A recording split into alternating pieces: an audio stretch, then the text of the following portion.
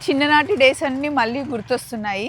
ఈ ప్లేస్ అసలు ఎంత ప్రశాంతంగా ఉంటుందంటే, ఈ ప్లేస్ చూస్తుంటే మీకు చాలా మూవీలో సాంగ్స్ గుర్తొస్తూ ఉంటాయి కదా! ముఖ్యంగా 'తొలి ప్రేమ' కదా అర్చన? అవునక్క.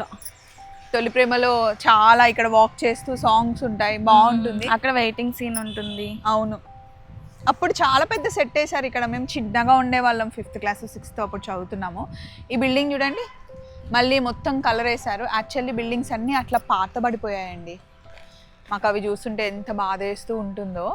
5 బెడ్రూమ్స్ ఉంటాయన్నమాట లోపల. అసలు ఎంత బాగుంటుందో హౌస్. డూప్లెక్స్ అనమాట.